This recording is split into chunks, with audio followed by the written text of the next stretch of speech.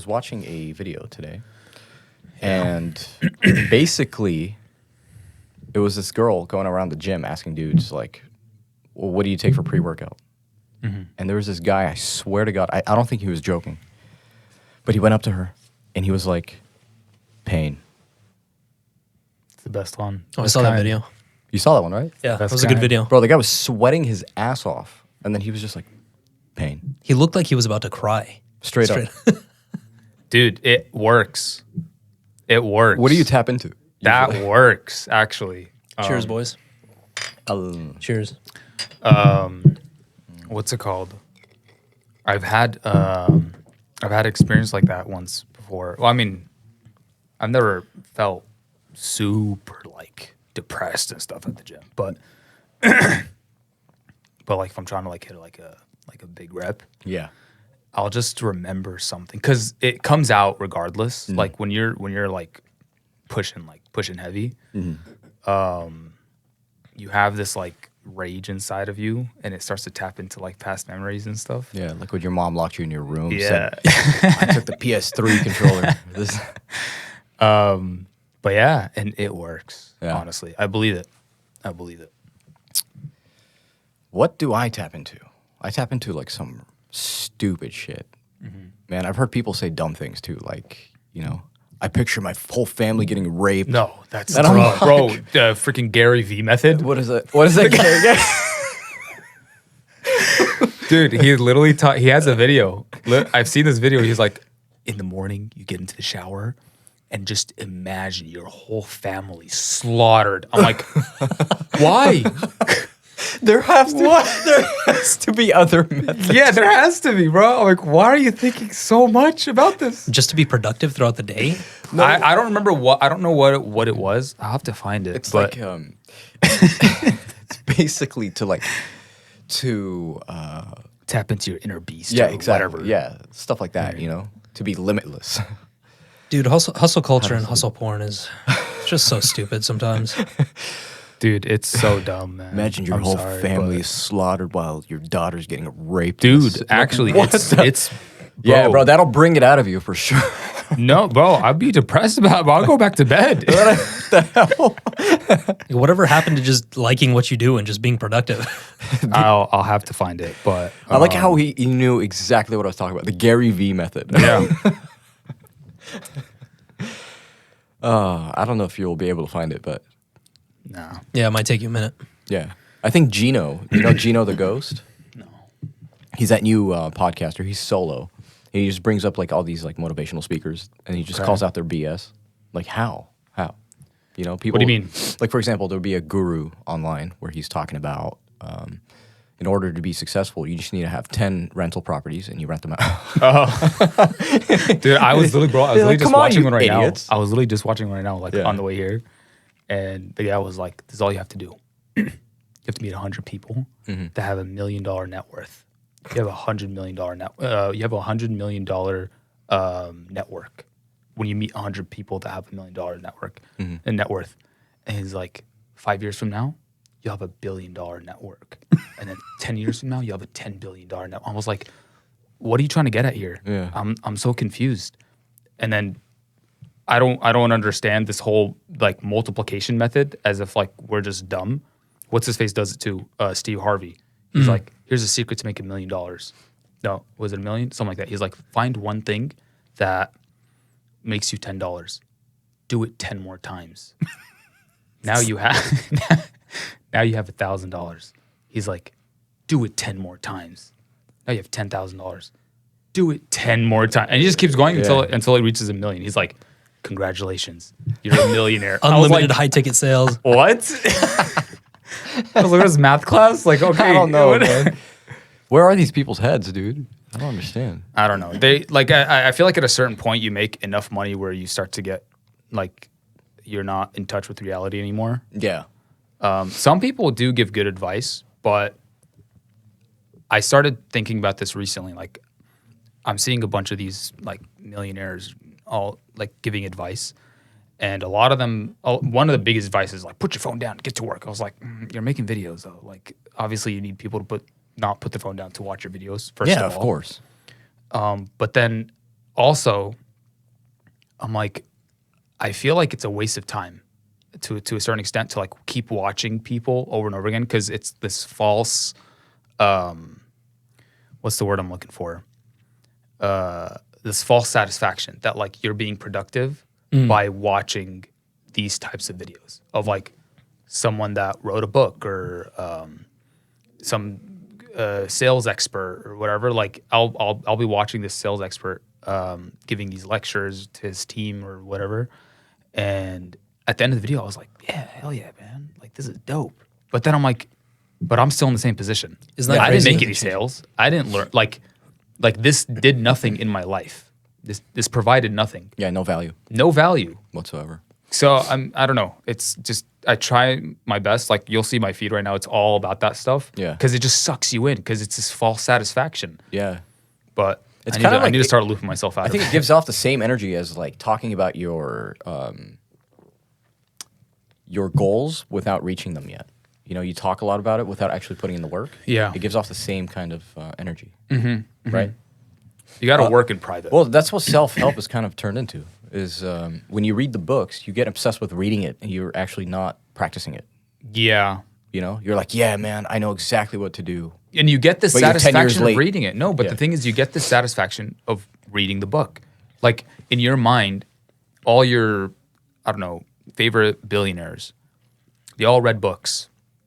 So in your mind, you're like, oh, if I want to be like them, I want to be as productive as them or whatever. I'm gonna read as many books as they read. So you start reading all these books, but you're still in the same position. So I'm like, if you're just gonna read books and then not do anything, you're missing the point entirely. Yeah. It's not about reading the books. It's not about watching the videos. It's not about following your favorite guru. What's his face? What's his name? The take off your shirt guy. that's the sales guy that I was talking about. That's him. Yeah. God. No, he says some real stuff sometimes, like not the taking off your shirt. Like his whole method of taking off your shirt is like you need to make yourself healthy before you can make real change in your life. Like you got to take care of yourself. That's his whole like idea behind guess, it. yeah. He takes it pretty far, but he says some real stuff sometimes. But again, it's all about getting sucked in because there's that the false satisfaction of watching all these clips. And you're like, wow, that sounds amazing. That sounds really good. Oh, I totally agree with it. Facts. Yeah. But like, Fire emoji, literally emoji. fire emoji, yeah. Well, dude, I mean, we live in like a knowledge economy now, so everyone equates progress to just acquiring more knowledge. And I've been through that, like just to read for the sake of reading, Yeah. just so that you're so knowledgeable and intellectual. But Yeah. after a certain point, you realize it doesn't work. It Yeah. doesn't. There's no point in like. I saw this video once. I was trying to learn how to like grow a photography business and Yeah. all that. And you see so many people that like you can equate knowledge to a skill, right? Having a lot of knowledge is like having a really good skill at something. So if you have a lot of knowledge, it's like, oh, I'm really good at the guitar. I'm really good at singing. I'm really good at whatever, XYZ. You're really good at one thing. Acquiring knowledge, that's another skill that you might have. But there's like a bunch of singers that are phenomenal, probably way better than Beyonce or Ed Sheeran, but they're not as famous, they're not as successful because they lacked, the more important aspect. Again, with the photography thing is I was trying to learn about how like, okay, how do you grow your photography business, this and that, whatever. And he was talking about, I forgot who it was, to be honest, but he was talking about how you might be really good at photography, but if you can't actually apply and sell and like appeal to people, you're not going to go anywhere. So just having that knowledge does nothing. It does absolutely nothing. You could be the best cinematographer, but just being good is not enough. You need to actually go out and do it. Yeah. And this is not anything new. This is nothing new to anybody. I find it very interesting because depending on the subject, you're able to just push yourself into it and just do it, right? But when it comes to more complex things where there's like a lot of steps as a sub-step to step one, like photography, like, okay, you got to market your business. work on certain strategies within yourself to become a better salesman and that kind of stuff, which is all business applied. It has nothing to do with photography yet. Right. Which is like a bunch of subcategories under step one. But there's things like, I don't know how to swim. And then one day your dad fucking pushes you. And then you're like slowly drowning a little bit, you know, whatever. And then, but you're still up there and you're like, okay, I kind of get this, whatever. Maybe the second time. So you during that first time, you got instilled with fear. And then you kind of got to experience it, and then all of a sudden, fast forward years later, you're swimming, you're fine. But how did you learn? I'm not sure. You know, I mean, other people go to classes or whatever, but there's multiple ways. I find it very difficult for us to push ourselves to like into step one when it comes to applying what you read. You get what I mean? I get what you mean. It goes back to the whole getting sucked into these gurus and these whoever it is that makes videos that are billionaires and they're trying to give advice and everything. You start to see their life, and if your life isn't the same while doing their advice, it's like, oh, I wake up at 4 a.m. and I go to sleep at 8 p.m. and I do this during my day, whatever, all that stuff. And I'm like, oh, that's a billionaire that does that. I'm going to do the same. So I start doing the same for a month, and I'm not a billionaire anymore. You're going to be like, oh, like, there's no results. So it's not about just seeing the person and then taking their advice. That's kind of where people decide to like distance themselves. That's step one. They're seeing step 10, and they're like, if I'm not like that, therefore their advice doesn't work. So their step 10 is your step 1 because you don't see exactly. before And that. but you shouldn't work that way. Yeah. Seeing their step 10 as your step 1 is, I think, a very, very unmotivating thing to think about. Also comparison. Yeah, it's comparing apples to oranges. I mean, even though we're human beings, like we are two different people. You have a billionaire and some kid who's working a 9 to 5 trying to make a side hustle. Yeah, like the older we get, I feel like we realize that finding like is much harder than you think it is, you know? Especially when it comes to like your true resonance as a person. Yeah. Everyone's kind of unique, right? So like I've disagreed with Ibs on a lot of things. He's disagreed with me. I've disagreed with you. You've disagreed with someone. Like it's just, it happens. But there's a true resonance to our like-mindedness that kind of brings us here, you know? Yeah. And I feel like if you're going to, like all these gurus, which I think we should boycott them, by the way. We should just stop watching their stuff because it's not going anywhere. That's it.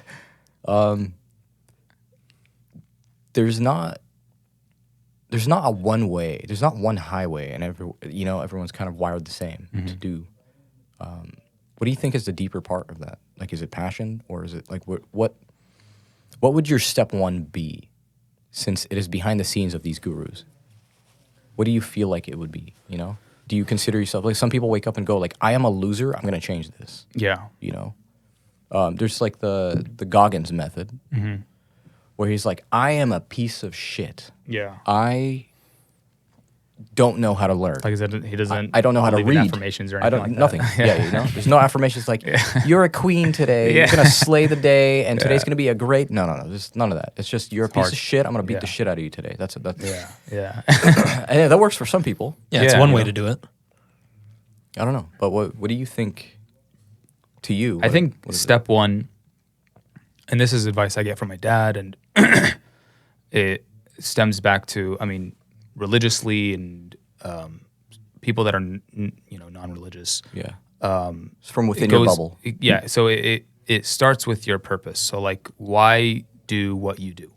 So like, you think all these religious people, if you're so religious, go be a scholar. Like, why are you not being a scholar? Why are you being a real estate agent? Why are you an engineer? Why are you a photographer, videographer, whatever, all that stuff? As long as your purpose is sound in the beginning, you can do whatever you want as long as it aligns with your purpose and your morals and everything like that. Like, you have some kind of moral compass that guides you to your purpose. And what's really important about having a purpose versus setting goals is that goals are achieved. Purposes aren't. Purposes is something that you constantly strive towards until you die. A goal can be like, I want to be a millionaire. You can achieve that million, but like, then what? Like, okay, I became a millionaire, but now that you've achieved that goal, your life becomes meaningless after that because your goal is it's done now. Having a purpose, I think, is much more important about instead of like setting these goals and all that stuff. Your goals can align with your purpose, but I think going back to that step one, understand why you do what you do, and then what you do will come after that. So if like me, like religiously is to please Allah subhanahu wa ta'ala and all that, everything has to align within that. And anything that goes against it, I don't do. So as long as I'm within these confines in my life, I know that I'm satisfied.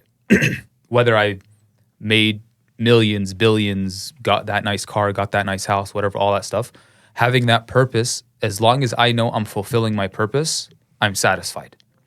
Now, some people are, less fortunate than others.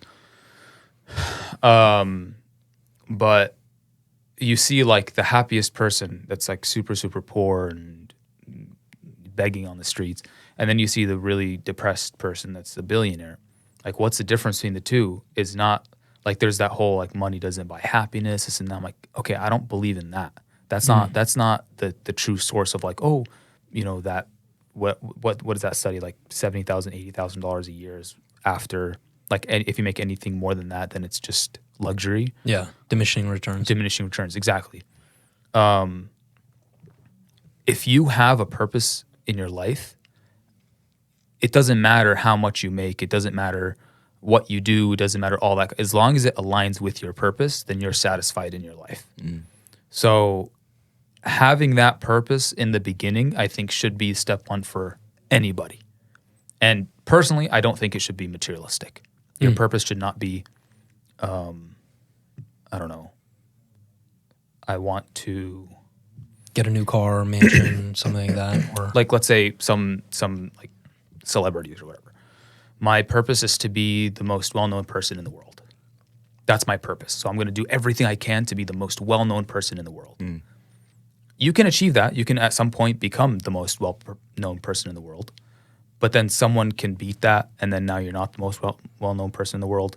Does that go against your purpose now? Like, okay, now you're at the top of your career, and maybe you are the most well-known person in the world, but then like your career starts to fall down, or someone else in your industry starts to beat you in your industry, but like you can't keep up because you're older now. Like, it doesn't even assume that you can be a good person too. Like, you it doesn't might be assume, a bad person. Exactly. And same goes to, I want to be rich. That's my purpose in my in life. Morals go out the window. It doesn't matter how I make the billions. It doesn't matter how I make anything. As long as I'm achieving my purpose of becoming a billionaire, then that's how I'm satisfied. And I'll take every step possible to achieve that, no matter how moral or ethical it is. That's why anchoring yourself in the beginning of having a purpose in life, everything else kind of just sets itself up. It's also so much more satisfying. Yeah. It's so much like having an outer world purpose, not something in this world. Having situations not be within your hands. Understanding that it's not up to me. Like, yeah, you do what you can and you work as hard as you can to achieve these goals in life, but you know your bigger purpose is being fulfilled. You know the situations that get put in your life are not within your hands. You're dealt different cards. Everyone's dealt different cards. And like, as long as you know that your purpose is being fulfilled, I don't, whatever happens next is it seems like not as significant, You prioritize letting go, so no control. You recognize that you have no control, and then you seek guidance a lot. I seek guidance, but like the thing is, letting go. I don't want to like claim that this is what I do. I think it's human nature it's very difficult to let go of things, of situations, certain situations. Like you're tested in different ways. But I try my best to keep it in the back of my mind that like, okay, whatever situation is thrown at me, however stressed I am, however I feel like, oh, my life is going the wrong way, I try my best to bring back that like, okay, I'm not in control of this kind of situation. I'm not the best at it, but I try to think that way. I used to do this when I was like in my early 20s, like 21. And I used to joke about it a lot. Where it's like if something stressful happened, I would literally laugh and go, I don't give a and it worked. Yeah.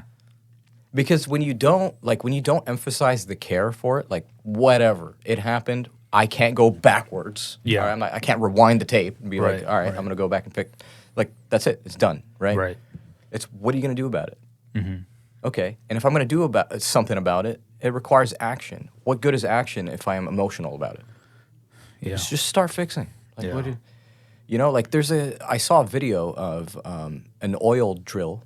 They were drilling into earth, basically, to pull oil out of an oil rig. And, they go down for miles, right?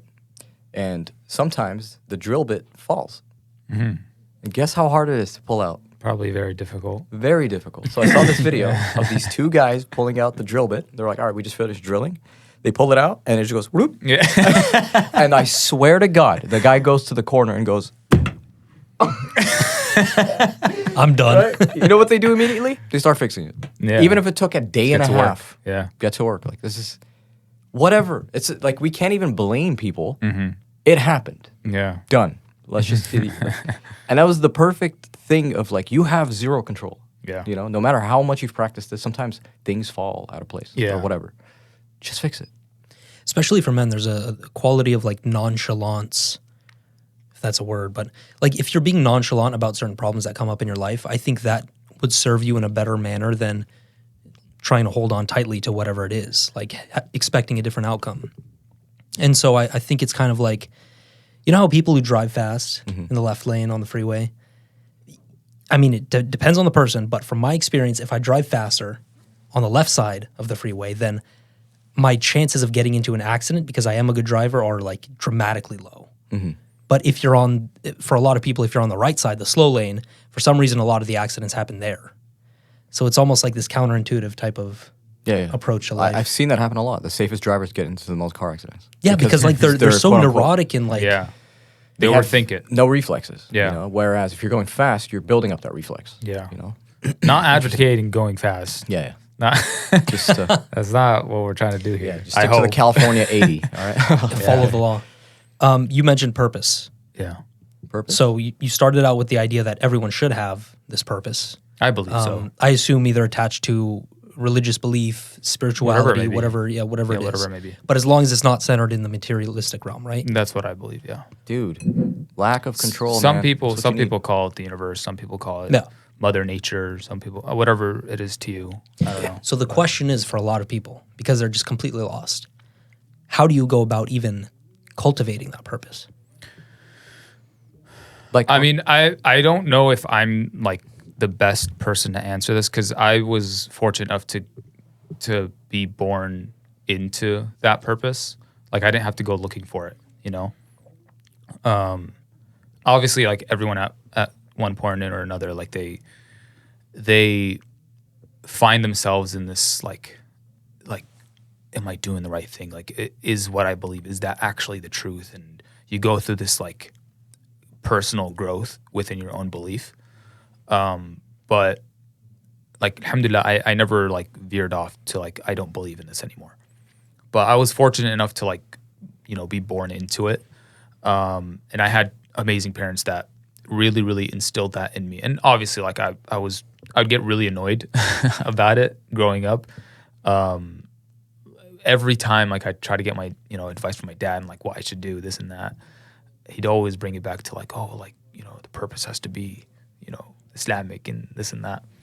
And I would get annoyed because I'm like, Baba, like, why do you tie Islam into everything? Like everything I talk about. I was telling you about how like I wanted to make movies, right? And he's like, okay, how does this help Islam? And I was like, why does it have to? Why can't I just make movies for fun? Yeah. He's like, no, like every movie has a message. Like, what are the messages that you're going to convey? So I would get annoyed all the time about when my dad tried to insert his beliefs into like my goals and like what I want to do and stuff. But like, I get it, because if you don't have that belief, or that purpose, what you do starts to veer off. Is you start to engage in things that like, and we see it all the time. I'm talking from personal experience because I'm in like the Muslim world. I know Muslim celebrities or, people that came up Muslim and then maybe veered off a little bit. Veered off. Like they're still Muslim, but like you can tell they're doing things that are non-Islamic.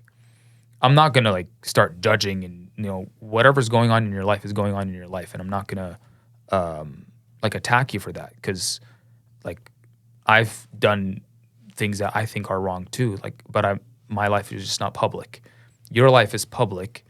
But seeing certain people go through this celebrity status and then doing things that are normal in Hollywood or normal, to do as a celebrity, but it clearly goes against your morals, that's someone that had veered off their purpose. And that's why I think it's super important that you have a purpose and you have a moral compass that helps you navigate through things like that. Yeah. Like, I'd like to believe Keanu Reeves has some sort of a purpose. Yeah. Yeah, the way he acts, man, like his character. Mm-hmm. Even the way he's like as a citizen. Yeah. He's just a chill dude. That's all it is.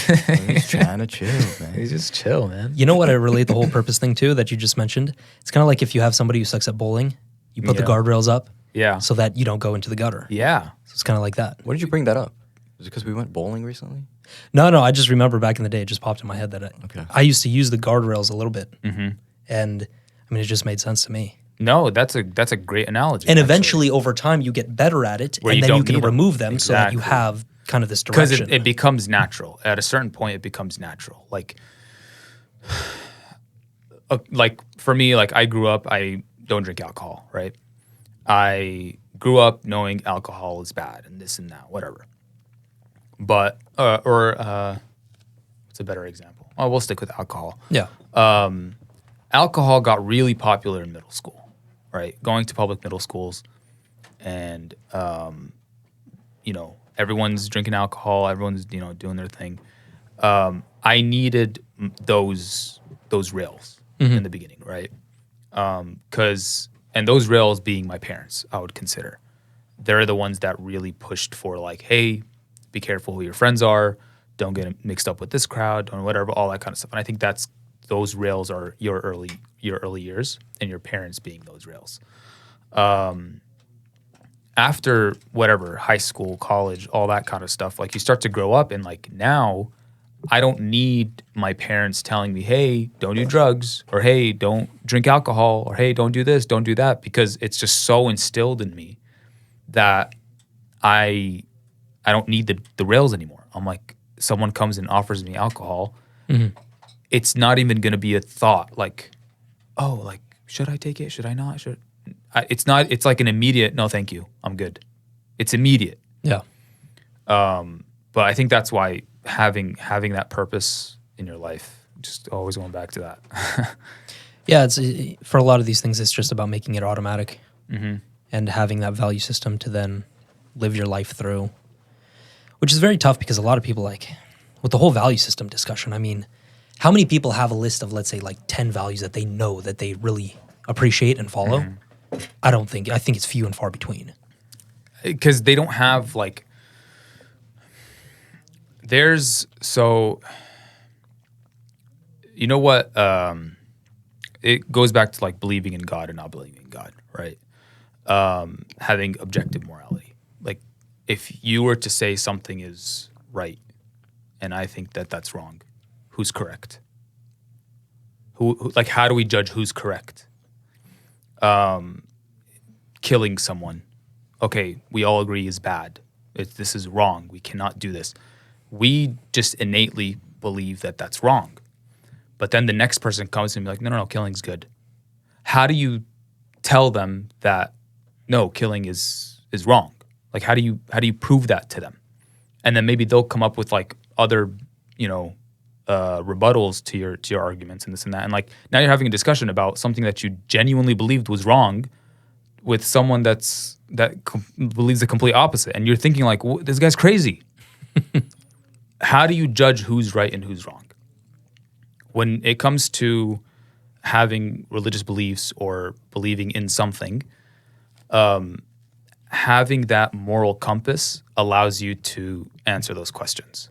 So I don't need to think twice, is this right or is this wrong? Like there are some things that are innately in us, and in Islam we call it fitra. So this is something that's like you're born with and you believe it's wrong just from internally. Like for instance, murder. Murder, growing up, if you were to tell a 3-year-old, hey, is murder right or wrong? They'll be like, oh, it's wrong. Like they don't need to be taught that. But then as you grow older, you start to, develop your own mind. You start to have your own opinions, this and that. This is where going back to your beliefs comes in. So for me, like believing in God, I'm like, okay, is this right or is this wrong? If I was just to go back to, okay, well, what does God say about it? Because he's the only source of objective morality. He's the only source of like, if he says something is right or something is wrong, then that's the truth. I don't need to like debate whether it's right or whether it's wrong. So I don't know what your question was, but I honestly forgot my question too. There is some common ground. I mean, if you really ask the general public, at least from the people we know, I mean, I know non-Muslims too. Yeah. But there is common ground when it comes to who's right and who's wrong. And it's usually, or what's right and what's wrong. There's a lot of common, similar, like where does that come from? I don't think it just comes from religion. There's an innate thing in there us. is, like I mentioned, beginning with fitrah. Yeah. That's wisdom something of the crowd. But see, that's innate. fitrah is one of the hardest things to explain to someone. Right. Especially in the West. Like we know the definition of it, and that's because we mostly know Arabic. Right?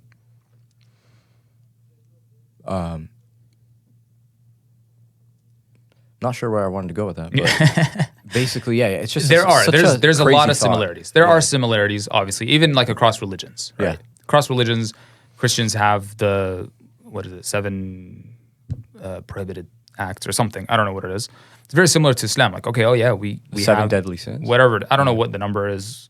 There's a certain. I don't know too much about Christianity for me to like talk on it, but we have sins that they're called kaba'ir, which are like major sins. I don't personally know the number, but they're very similar. Like one cannot, commit adultery, you can't murder, you can't all that kind of stuff. Yeah. But a lot of it is innate. What's not, on the other hand, is, for instance, interest. Yeah. Can I indulge in interest or can I not? Living in America, if you were never to pick up a Quran before ever in your life, or follow any kind of religion that talks about interest, you would grow up thinking interest is normal. Internally, it's wrong.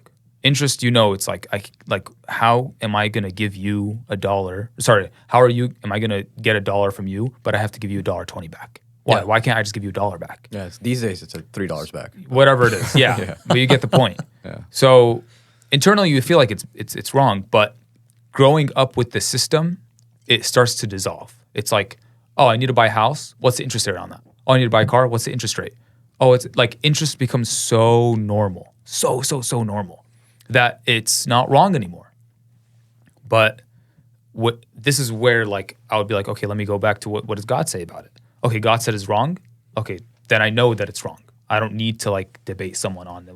Like this is But it there are doesn't align with explanations. my purpose. There are explanations which help us. There are, of course. We don't follow things blindly, right? We can't just be like, we take something for its word and then like we don't ask questions. No, Islam invites asking questions. Ask questions about why not to do things, but do it after. Like in Islam, if Allah subhanahu wa ta'ala says, don't drink alcohol, khalas, don't drink alcohol. And then you can start coming up with the studies of like why alcohol is bad for you, whatever, all that stuff. Same with like, don't eat pork.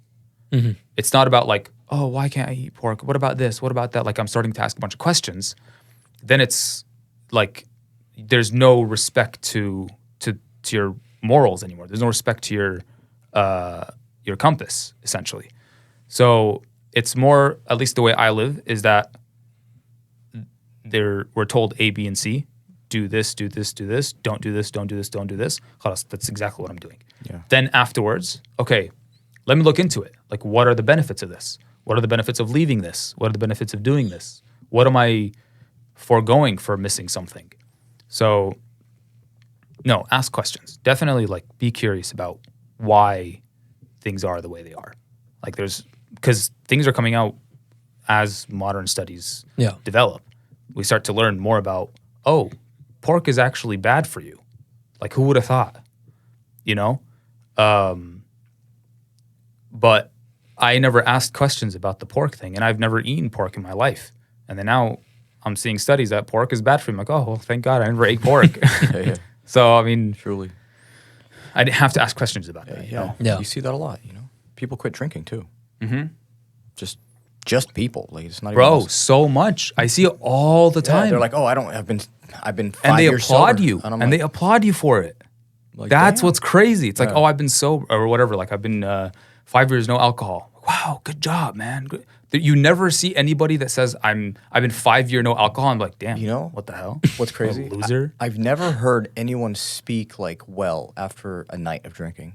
Yeah. They always go, I regret it the day after. But, you know, it's just for the time being to have Yeah. fun and to just be in the moment. life. Yeah, well, I mean, alcohol's unique because we can see the destructiveness that it can cause 100%. in front of your eyes. Like over the course of a night, you see somebody Yeah. who goes from completely sober to completely drunk. Yeah. That's, I mean, it's right there in front of you. Yeah. Idiot. Yeah. Yeah, that's how it looks. Right. Yeah. No, you're right. You're just missing the diapers, man. Dude, yeah, I know. It's interesting. I always find it interesting how everyone decides to live and like where their true, genuine part of them following without asking questions comes from. You know, I know there's like going to be a lot of people that disagree, obviously. Yeah. Okay, Right. that's fine. But for you, I feel like you're one of the very few people that I know that has a large family. Oh, yeah. That you have a very large family, and you are one of the few that actually prioritizes that, which is great. That's a good thing. Mm-hmm. You know, a lot of the times I see people around me where I've had talks with them about, because I mean, I would do the same thing. You know what I mean? But they would abandon, especially the parents. You know, after a certain age, just be like, I haven't talked to them in a year. You know, whatever. Yeah. How? That's insane to me. Yeah. And I applaud you for that because it's just like, I see that all the time. It would be like, where's Ibs? And he's like, oh, he's with family. He has this. He has. Yeah. So it's revolving around family more than like us, which is secondary. And it's no offense to that because it's just like, that's what life is, you know? Yeah. Yeah. You get busy. Yeah. It's pretty cool. I mean, like, this guy sees more weddings than anyone. Yeah, you by far have the highest wedding count I've ever seen. Every week is at a wedding, bro. Our boy Kashif seen hundreds of weddings. But I mean, like, for Hundreds. yeah. We gotta get him on then. Well, because his side of things is because he he works. It's like saying like a wedding planner has seen hundreds of weddings because they work with weddings. So he had a sector that works with weddings. So like that's probably why they see hundreds of weddings. In my case, it's just attending weddings. It's just our family just started getting married one after the next. But no, I think it's important to prioritize family. Yeah, it's a great blessing. 100%.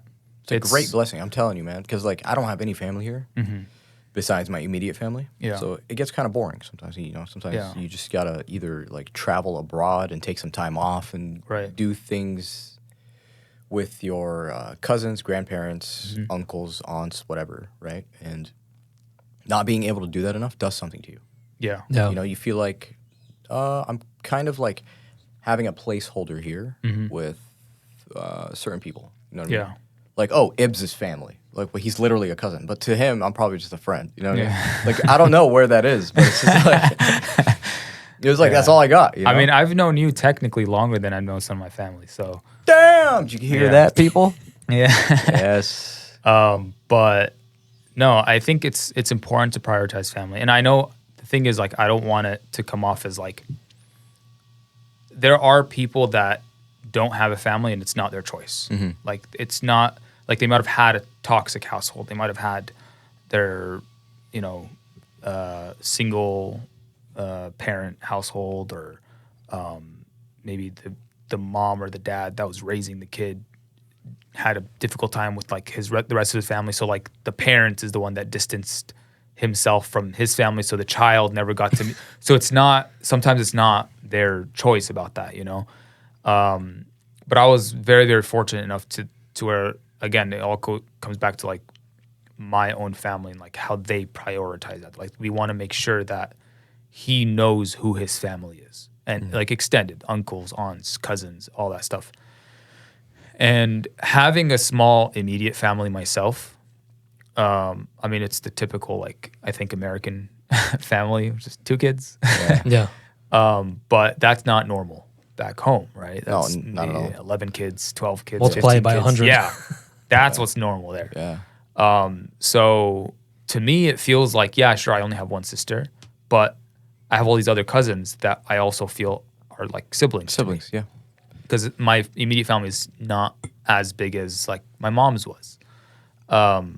But I feel it's important that you keep a close relationship with your family, because they're the only ones that'll love you unconditionally. Mm-hmm. As people move on. Exactly. Like you'll have your friend, like I'm sure you've had many friends growing up. They were in your life for a period of time and then you just separated. There's nothing bad that happened. It just feels like forever. Like 2 years later, you're like, oh damn, I haven't talked to this guy in 2 years. Like you just separate. Life just moves on. But I feel like family is the only thing that never moves on. You don't move on from family. Yeah. Like it's, a wedding happened. Oh, I'm gonna go see it. Whether I haven't seen you guys in 2 years or 3 years or whatever it is, and then I see you again, it's like I saw you yesterday. Like we've been together for Close every ties. single day. Yeah. You guys run errands for each other. Like it's I'll do anything. Yeah. No, that's sick, dude. That's something I miss, honestly. Mm-hmm. You know, just picking up grandma from her house, or dropping off a cousin here, or going to work to pick someone up because their car died, or whatever, stuff like that. Where it's just like everyone's a sibling, and then, vice versa. If I need something, they're right there. You know? Right. Crazy times. I don't know. I feel like it gets to a point where, like, I think I'm old enough now where I don't need like new friends. Like I'm good. I'm done. I mean, I can network with people for like business reasons, for whatever it may be, but like as far as someone that I don't need anything from, I have my crew. That's it. It's like I don't need anything from you. You don't need anything from me. We're just close. Chill. Like that's it. Like once I think you get to that point, that's when I think you become more like family than your friends from high school or middle school or whatever. Like eventually you start to like veer off each other because you have separate lives or whatever. But then once you start to like quote unquote settle down, you have a job now, or you started a business, or now you have your solid schedule, and maybe some of you got married, some of you guys have kids coming, whatever, all that stuff. Like you've already settled in. Whoever you have around you at that point, that's your family. We don't have time for BS. No time. No more time. Like I don't need. And the thing is, like you guys know each other so well that you might not see me for like a couple weeks, and you're not going to be like, damn, what the hell? Like fake ass. Yeah. Like, whereas like if I was like, a few years ago, I might have been friends with someone that like I didn't see for like a month, and then he'd be like, dude, what the hell, man? You don't call, you don't text, you don't do anything.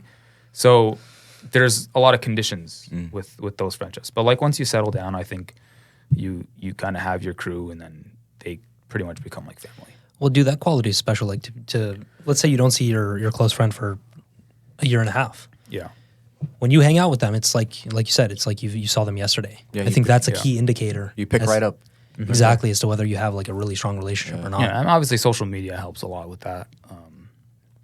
You're like, you don't see each other, you don't hang out, but like you're still in touch. Yeah. Like I still know what's going on with you guys' lives. Yeah. Like I don't see you for like 2 months, but like I see the chat, I know what's going on. Well, that's because we have a group. Honestly, that's all thanks to the group. Because sometimes they'll FaceTime the whole group, and then they're like, "Oh my God, Ibs picked up." Yeah. Oh my, like, and then say, "Hey guys," like that's cool. Yeah. You know? No, we're very lucky. Yeah. We are very. That's a rarity, man. Our group of friends is very rare, and I'm noticing it more and more and more, because usually a group of friends gets smaller as you get older. And who knows? Like, we have inshallah like a long life ahead of us, but like. Who knows how small our group will get, but like it's only getting bigger. it just Right keeps now? getting bigger, bro. It's kind of annoying how We it need to keeps start getting having bigger, bro. applications, bro. When we hit up the queue on a Thursday night, Yeah, freaking 25 dudes.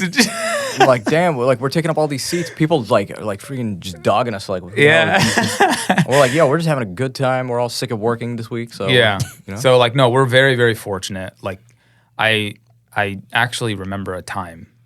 I can't remember how old I was, but I was genuinely like lonely. I was like, I don't have friends. I have people that I know. I have, childhood friends maybe that I've known for so long, but like no one hits me up anymore. No one talks to me. No one, like, I'm not a part of a crew. Like, everybody that I know has a crew. I'm not a part of any like crew or anything like that. And it sucked. It really sucked to just not be a part of like a group of guys, But as, you get older, you kind of just, some people, they never find it because they don't go looking for it, and they just think, to them, maybe it's better for them. Like, I'm just going to go solo. I'm just going to do things on my own. Maybe they move away, whatever it may be. But for us, like, we were very fortunate enough to where it started off as maybe like 2 or 3 of us. And then like this person introduced us to his friend, and then all of a sudden his friend is a part of the group. And then this person introduced, and then it just grew to like, I don't know, 10 people now. No. And we have 10 people that like, people are like, oh, who are your best friends? I'm like, I can't pick. I have too many. Like, Yeah, there's no one best friend. it's like a bittersweet, because you have so many people that love you, and like they'll do anything for you. And I can just like, oh, I need to go to the airport. I need a ride to the airport. I can scroll and like pick, like close my eyes and pick, and like this person will pick up and they'll take me to the airport. Yeah. That's very rare to have. That's true. But then also the offside about it is it's just socially exhausting. Mm-hmm. It's so exhausting just knowing that many people and being close to that many people. The downside behind that is like, I don't want to be a bad friend. I don't want to be like the type of person that doesn't check up on you, doesn't see you often, all that kind of stuff. But then when you have like 10, 15, 20 guys, I'm gonna have to check. It's a full-time job. It's Check up on 20, like, week. bro. It's like a It's too much, and I feel bad sometimes. Like, No. I learned about one of our friends. I'm not gonna like mention their names or anything, but like we were talking about him the other day, and I was like, damn, like I didn't know he was going through this. And then like I checked, I'm like, I haven't talked to him in like a week or 2 weeks. I'm like, I should have at least hit him up to like check up on him and see how he's doing and all that stuff. And I'm like, but like this whole week I've talked to like 5 other guys, and Yeah. I'm like, how do I fit another person? It's the good old you're busy yourself, man. Like We're all busy, but again, that's what comes with like alhamdulillah, we have a very big group. yeah. And we'll all do anything for each other. Yeah. But That's why it gets tiring sometimes. I think there's a lot of benefits to like slowing down and practicing gratitude, meditation, that kind of stuff. Why? Because it literally stops your busyness. Like it stops you to just be mindful and be present for a second. Yeah. And then that's when these things come up. You'd be like, I didn't hit up this guy. Yeah. Oh, someone so and so's father died. Let me, like whatever. You start catching up. We understand you're busy, right? Yeah. And even if you didn't, like we still understand. Right. And if you do, that's how you know they're a true friend. But if they don't, just cut them off, man. Yeah. Straight up. I've had a difficult time cutting off people. I don't think I've ever cut someone off. I don't think I've ever done that. Just ghost. Block a number. Yeah, that's usually That's tough, bro. that's the go-to. That's tough. I'm too Yeah, nice. I'll just be like, hey, man, I feel like I'm starting to outgrow you. And they'll be like, really? But do you actually text they'll be them like, that? really? And Yeah. they're just Just like, no, I'm not ciao. gonna say that. I don't know. I obviously like I distance myself Yeah. from certain people, but Yeah. Nah, he's here. He's here. Don't worry. oh yeah, We're chilling. And you're dude, one of the good ones. Yeah, all right, cool. Yeah.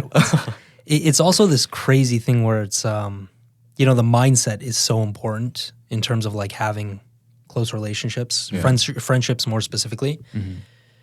Because like if I don't jive with someone's mindset in general, it puts me off. Yeah. But in going back to that hustle culture, like this idea that you cut off everyone who doesn't have the same mindset as you, like, oh, you want to be a billionaire? My friends don't want to be billionaires? Nah, screw them. Yeah. Like that doesn't make any sense to me intuitively. Yeah. But there is a fine line to that, because if somebody is toxic in the sense that they really don't want to fucking do anything with their life. Yeah. I don't know. It's just tough to navigate. Toxic, It's because you're gonna Don't get sucked respond to into her. it. You're gonna get sucked into it. That's like the reality of it. You don't want to be the best in your group, from my opinion. Like you don't want to be like obviously you want to try to be the best in something on your group, but like you don't want to be the richest person in your group, because if you're the richest person, you have nothing to look up to. You don't want to be the most religious in your group, because if you're the most religious, then you have nothing to look up to. Like you have a cap now. Like you are the cap. So that's, I think, what they mean by like surround yourself with like billionaires or whatever it is.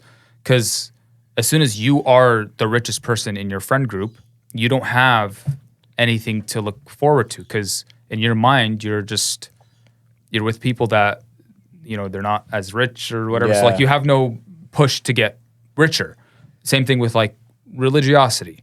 If you're amongst a lot of people that are not as religious as you, and I don't like to use like the religious word, but like you notice it, and you want to be around people that can push you to be better constantly. It's a circle. So it obviously it all goes down to the people that you're around. Yeah. And going back to what you're saying, the mindset, I think, is what ties most people together. Well, being able to talk. We also have this thing where we probably don't notice it some of the times, but it's the societal push or the standard, which is like we get caught up in the culture of it, you know? Yeah. And what tends to happen is most of what you just mentioned is kind of like it revolves around the meme with when your girl finds out that you're not the leader of the group. You know, you're not the Red Ranger. It's like The Red Ranger. so people think that's how they have to operate now. You know? Which is insane. No, we have so different, like everybody in our group, I would say, is different. Like we're all very different in our own ways, and I think that's good, because it you know brings new conversation, whatever, all that stuff, different mindsets, kind of in a way. But if we all have like a mutual understanding of how we speak to each other, we're all similar in that regard. We're all similar in like we might not even like to do the same things always. Like Bassett always hits us up, who's down to go camping? And I'm like, dude, again? Yeah. You don't feel like it. Yeah. Sometimes. Yeah, sometimes like you don't feel, or like maybe I want to do something and then you guys aren't interested in doing it. But like we'll still do it at the end of the day. Like whether I like to do it or not, I'll still do it because you bring something new to the table. Like I would have never gone camping. I mean, I still haven't, to be honest. I need to go camping. Sorry, Bassett. I'll go camping with you. Yeah. Eventually. You have to come. Yeah, I'm down. I'm actually down to go. Yeah. But it would never occur to me myself. It would never occur to me, like, if I don't have someone that's into that stuff, I'll never go camping. Yeah.